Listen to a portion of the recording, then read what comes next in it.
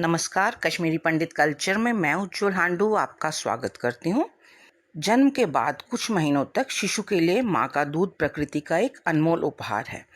जैसे जैसे वह बड़ा होने लगता है उसे अधिक पोषण की आवश्यकता होती है, जो कि केवल माँ के दूध से उसे नहीं मिल सकती। उसे अब कुछ ठोस भोजन भी दिया जाना चाहिए।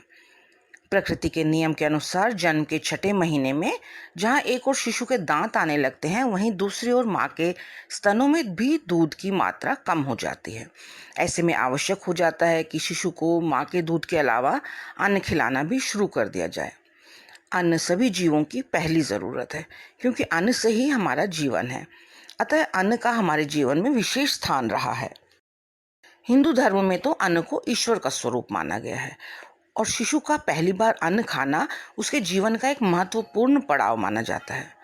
तभी तो इसे एक संस्कार का रूप दिया गया है, जिसे अन्नप्राशन संस्कार कहते हैं। आगे जानते हैं कि अन्नप्राशन कब किया जाता है। यूं तो अन्नप्राशन जन्म के छठवें महीने में किया जाता है, लेकिन यदि इससे पहले ही दांत निकल आए तो अन्नप्राशन उससे पहले भी कर सकते हैं। यदि किसी कारण छठवें महीने में अन्नप्राशन ना कर सके तो 7वें से 10वें महीने तक कभी भी कर सकते हैं। अन्नप्राशन को हमेशा पंचांग में दिए गए शुभ मुहूर्त में ही करना चाहिए। वैसे तो अन्नप्राशन एक सोशल रिलीजियस फंक्शन है, जिसमें सभी सगे संबंधियों और मित्रों के साथ मिलकर घर में एक होम का आयोजन किया जाता है, जिसमें वैदिक मंत्रों द्वारा अग्नि में हवन सामग्री, घी, सूखे मेवे और शिशु को खिलाया जाने वाला भोजन, जो कि अधिकतर खीर होता है, उससे भी अर्पण किया जाता है। देवताओं को अर्पण करने के बाद ही वह खीर शिशु को खिलाई जाती है। जिस प्रकार हम स्वयं भी खाना खाने से पहले थोड़ा सा खाना देवताओं के नाम से निकालते हैं, जिसे कि हम कश्मीरी में हवनमट कहते हैं, उसी तरह शिशु को पहली बार भोजन कराने से पहले भी हम उसके भोजन को देवताओं को अर्पण करते हैं, फिर शिशु को खिलाते हैं। लेकिन आजकल अन्नप्राशन संस्कार से रिचुअल निकलता सा जा रहा है और यह एक सोशियो कल्चरल फंक्शन बन के रह गया है, जिसमें रिश्तेदारों, मित्रों, पड़ोसियों को आमंत्रित किया जाता है, भोज का आयोजन किया जाता है और शिशु को भी तरह तरह के तोहफे मिलते हैं। कश्मीरी पंडित परिवारों में भी अन्नप्राशन के दिन चावलों से खीर बनाई जाती है। इस बात का ध्यान रखें, क्योंकि ये खीर हमें पहले ईश्वर को अर्पण करनी है, इसलिए इसे बनाते समय शुद्धता का पूरा ध्यान रखना है, जिसे कि हम कश्मीरी में कहते हैं कि ऐसी श्रूस पोठ बनाओ। इस खीर में थोड़ा सा शहद, घी, तुलसी और गंगा जल डाला जाता है।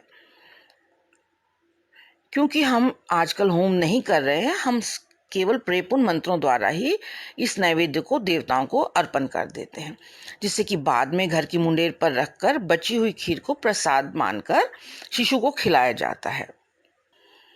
एक बात और है कि बच्चे को पहली बार खिलाई जाने वाली ये खीर चांदी की कटोरी में रखकर चांदी के चम्मच से खिलाई जाती है, क्योंकि चांदी शुद्ध धातु मानी जाती है। तो आपने देखा कि अन्नप्राशन के लिए हमें शुद्ध वातावरण में, शुद्ध स्थान पर, शुद्ध बर्तन में खीर बनानी चाहिए। ईश्वर को अर्पण करके हमें इसे शुद्ध पात्र में रखकर शिशु को खिलाना चाहिए। ऐसा माना जाता है कि इससे उसमें सद्गुण आते हैं। घर का वरिष्ठ सदस्य शिशु को अपनी गोद में बिठाकर उसे थोड़ी थोड़ी खीर खिलाते हैं और उसे आशीर्वाद देते हैं। इसके बाद परिवार के अन्य सदस्य भी उसे थोड़ी थोड़ी खीर खिलाते हैं और अपना आशीर्वाद देते हैं। प्रेपुन के बाद यह जानने के लिए कि शिशु आगे अपने जीवन में क्या बनेगा और उसकी पसंद क्या है, शिशु के सामने कुछ चीज़ें रख दी जाती हैं, जैसे कि पेन, पुस्तक, चाकू, खीर आदि। फिर सभी लोग इंतजार करते हैं कि बच्चा सबसे पहले किस चीज़ को पकड़ता है। यदि शिशु पेन या पुस्तक आदि को पकड़ता है तो माना जाता है कि शिशु बड़ा होकर बुद्धिमान बनेगा, ज्ञानी बनेगा। यदि वह चाकू को पकड़ता है तो ये मान लेते हैं कि वह डॉक्टर या इंजीनियर बनेगा। यदि वह खीर की कटोरी को पकड़ता है तो ये माना जाता है कि वह दानी बनेगा। तो और इस प्रकार अन्नप्राशन का कार्यक्रम संपन्न हो जाता है। तो यह था अन्नप्राशन पर मेरा वीडियो। आपको कैसा लगा? आशा करती हूँ आपने पसंद किया होगा इसे प्लीज़ लाइक और शेयर करें और मेरे सभी वीडियोस को सबसे पहले देखने के लिए मेरे चैनल को सब्सक्राइब ज़रूर करें और बेल आइकन को दबाना ना भूलें। एक नए वीडियो के साथ जल्द ही आपसे दोबारा मिलती हूँ। तब तक के लिए नमस्कार।